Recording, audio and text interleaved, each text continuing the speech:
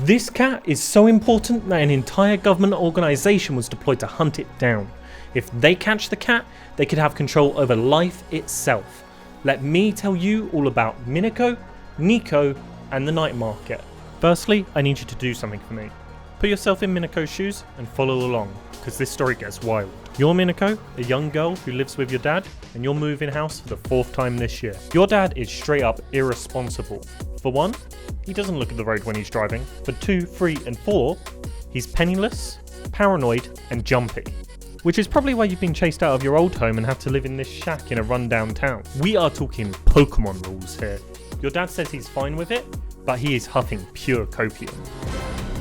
Well, you're settled in now, and your dad tells you to go explore the town to make sure it's safe and you haven't been followed. And you're jumped, literally 10 seconds in. Thankfully, it's not Yakuza, but instead a local boy named Bobo.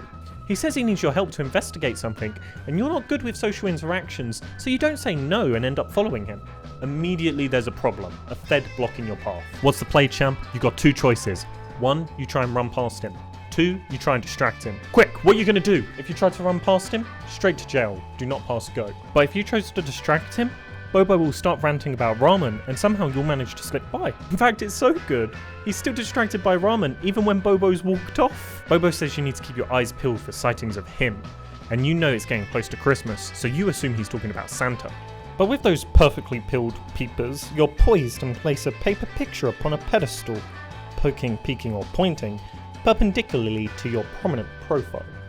And no, I wasn't reading from a script, I memorised that for you. No cuts, no cuts. And on that picture, you realise it wasn't Santa Bobo was looking for, it was Bigfoot. Oh, 2 more feds. Time to run, Raggy. You can't afford to be caught, and you're too young for the slammer, and your dad definitely can't afford your bail. Just as you cross the bridge to safety, you hear a crack from below, and suddenly you fall into the river and are dragged down under. And that's when you're told to explore a giant blue hole by your old boss Cobra. Hang on a second, guys, that's a different game, that's a different video. Don't forget to check that one out, by the way, of Dave the Diver. And while you're at it, how about smashing that like button and subscribing to the channel? Thanks. Back to Mineko's night market. You died. Life's a lottery, and 10 years is better than some. Hang on a sec. Where's that stranger going with your corpse? He's taking you back home? And suddenly you can breathe again? This must be who the agents were looking for. This must be Bigfoot.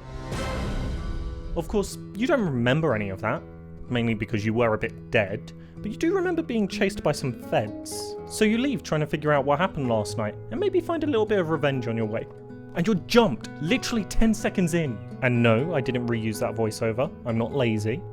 Oh, it's just Bobo again. He's quite shocked because he did see you die in front of his eyes. But he's glad you're okay and thinks maybe Nikko was involved. That's Bigfoot's weeb name, by the way. He says to find out more about Nikko, you're going to have to explore more of the island in order to find more evidence and artifacts. The problem is, each area requires a special tool to gain access, and you're going to need a lot of money to buy them. Thankfully, the local furries overhear you needing money and explain the night market to you. And hearing money twice in a minute, your dad appears and signs you up, telling you to go collect some trash to sell.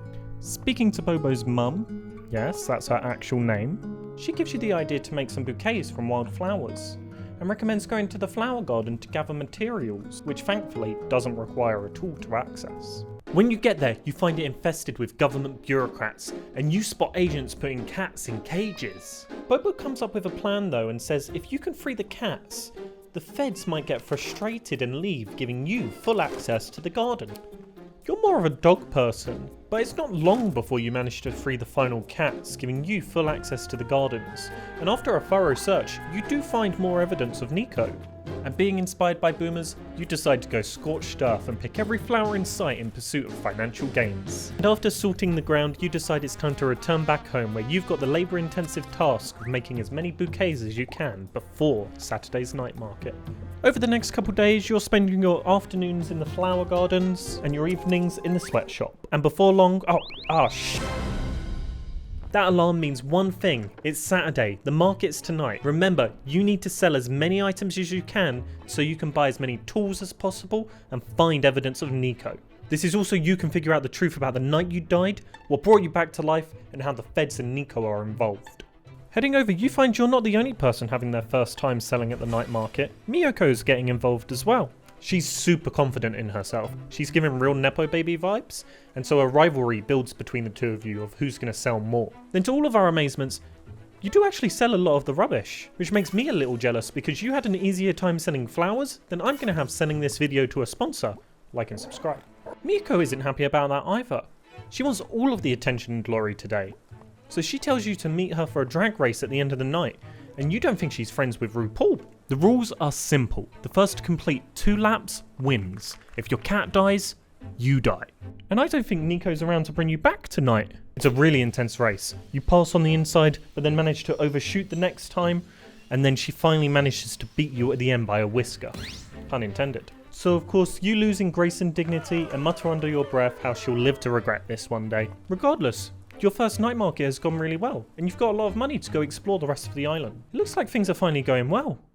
Until you're in a great little rhythm now. The production line is in full swing. You're making anything from bouquets to lanterns to knockoff iPhones. You're basically AliExpress. That's why your dad asked for a little help around the house. He wants to spruce the place up a little and fix some of the giant holes in the walls. So to do that, you're going to need some of the strongest building materials on the planet. Paper. He says he knows a guy who can sell you some gear, and he introduces you to Hank the Hunk. That's how he describes him, not me. This is great for you, because you needed to get new tools anyway in order to explore new areas of the island for evidence of Nikko. And so begins your new cycle.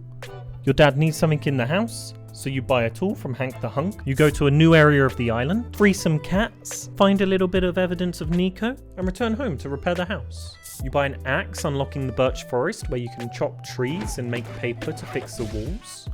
Then you buy another axe, and that feels a bit like a scam, but that lets you chop wood so you can repair the stairs.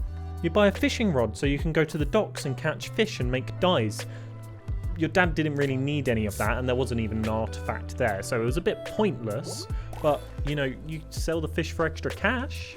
And yes, this gameplay loop gets boring quite quickly. Oh, and also, after each new area, Mineko pops along at the end. It seems she's been doing a parallel investigation to you and Bobo, and she's so much smarter and better at it than you, and she just really came along to rub it in your face. So, that's fun, I guess? Finally, your dad has one remaining secret task for you. He's desperately in need of some rocks, the white powdery kind.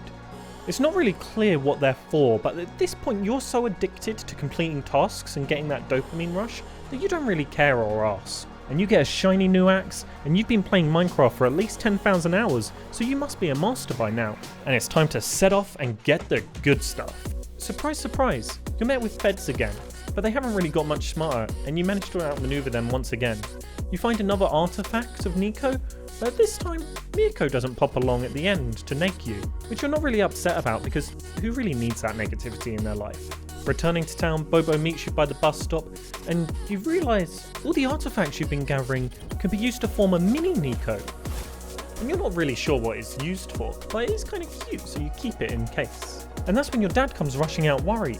He thought you'd gone missing, but you're fine. And instead, it's Mineko that's gone missing. Everyone starts shouting and arguing, and that's when the feds turn up. Someone mentions how you said that Mineko would live to regret beating you at the first night market. And now you're prime suspect number 1. This is a disaster. You're still not ready for prison. You've got to gather evidence to clear your name. Mineko was also looking for Nikko, so maybe by finding Nikko, you can prove your innocence and save Mineko. And with that cliffhanger, we'll end this episode here. If you want to find more about Mineko, Nikko, and the night market, be sure to smash the like button and subscribe to the channel so I know to make more content like this in the future. And I'll hope to see you in the next one. Bye bye.